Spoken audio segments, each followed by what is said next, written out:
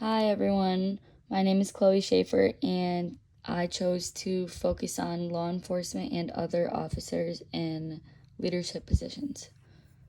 So for the first slide, I focused on the history of inappropriate relationships of law enforcement officers.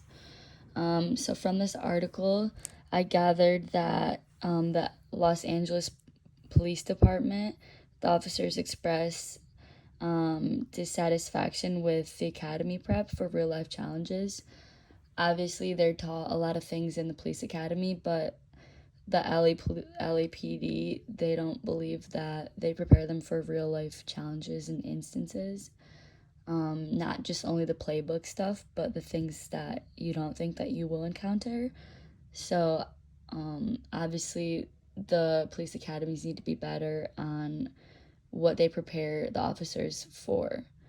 And then a quote I found was a 2015 study for the Walden University College of Social and Behavioral Sciences examined the effects of frequent exposure to violence and trauma on police officers, found that the constant exposures to these elements can result in hyper-aggressive behavior, impulsivity, and overconfidence. So these three things aren't good because they can lead to some sort of abuse, whether it's verbal, physical, sexual abuse. Anybody that's overconfident, being confident is good, but being overconfident is not good because then you think you don't have to follow the rules, you have authority over other people, and it just creates like a unjust work environment that doesn't lead to success, which is not good. And according to a new research published in the journal Nature Human Behavior, for every 10% increase in the proportion of a police officer's peers with a history of misconduct, for instance, adding one allegedly misbehaving member to a group of 10, the officer's chances of engaging in misdeeds in the next 3 months rose by nearly 8%. So, although that number seems pretty small, that's still not good that the number is even rising. Nobody should be engaging in poor behavior regardless of any situation. So I didn't find like a highly publicized case, but in this source in the National Institute of Justice, so on December 3rd to the 4th in 2018, they hosted nearly 100 sworn and civilian law enforcement officers, leading policing researchers, representatives from professional organizations and foundations, and federal partners to discuss the state of research on women, men as well, that these things can happen, but this one is specifically on women in America, policing, and identify priority questions to form a research agenda on the issue moving forward. This report summarizes the discussions during the summit. These viewpoints do not necessarily reflect the position of the National Institute of Justice or a U.S. Department of Justice. So one quote that I found that I thought stuck out was law enforcement attendees spoke at length about the barriers they had personally faced over the course of their careers, such as boys' clubs, adverse or hostile environments, explicit and subtle harassment, sexism, skewed physical fitness assessments, double standards, and a lack of support and opportunity. So this is not good because the environment you want to be equal, and you don't want to treat others differently because of their gender, because of their race, because of their background. A successful work environment is not based off of your gender, your race, where you came from. It should be about how hard you work. And nobody should be treated differently because of their gender or their race or anything that they cannot control that they were born with. So there are legal ramifications for this type of inappropriate relationship. So the first one that I chose is the violation of department policy. So most law enforcement agencies have strict policies against fraternization or inappropriate relationships among officers, especially those in leadership positions. Another one that I thought was important was abuse of power. Inappropriate relationships, particularly if they involve a power imbalance, may be viewed as an abuse of authority. And then the last one that I thought was major was sexual harassment.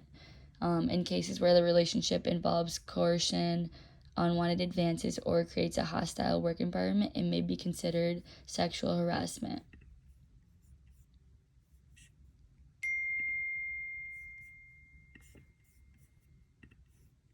So, this slide focuses on how the public perceives law enforcement's actions in committing illegal and unethical offenses.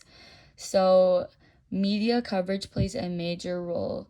Obviously, it's hard to believe someone's word without like factual information, but having proof and having coverage by the media who's actually there definitely helps form a public opinion, which can be good and bad. So obviously everybody should be, on their best behavior, because you never know who's watching and you never know who's recording as well. And so I feel like transparency and accountability, it makes a major difference in people's actions. So even if you did commit an action that's, unethical, if you own it and if you be transparent, I feel like it can help your case, because you're owning up to being, unethical, and you know that you are taking accountability in your actions, and you know that you're going to try to be better and try to not make that mistake again. So what should happen to leadership who are responsible over law enforcement staff committing such acts? So there should be an internal investigation. So they should conduct a thorough internal investigation to determine the extent of the leadership's knowledge or involvement in the illegal or unethical acts. This investigation should be unbiased and transparent. Of course, you don't want, anybody to be investigating that's friends with the person, the assailant, so that they would have a one-up on the victim. You want somebody who's completely unbiased and knows neither of the parties. And then, so there should be legal consequences and disciplinary action. So legal action should be pursued, and they should involve criminal charges.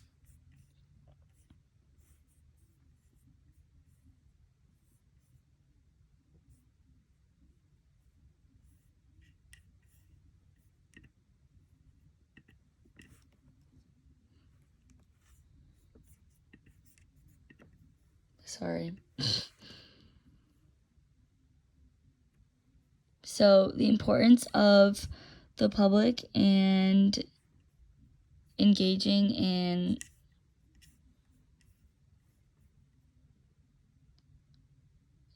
appropriate relationships. I'm sorry, I couldn't zoom in. So public trust and confidence are very important. So the law enforcement relies on public trust to carry out their duties. Inappropriate relationships can strain the relationship between the public, especially if people on the street are seeing something going on that's unethical. That's going to create more problems for the police departments and the police officer, because they know what they're doing is unjust and they shouldn't be doing that. And so a policy for a recommendation to reduce inappropriate relationships in law enforcement would be to establish a confidential and accessible reporting mechanism for officers to report any inappropriate relationships they observe or experience. You want to have a mechanism that people trust to go to, and they know that, they will be anonymous. Some people don't want to come forward because they don't want to deal with, the ramifications of the person who did wrong. So I think having a good policy that keeps people anonymous, but you're able to report unethical things, is really important. And these are my resources. And yep, that's it.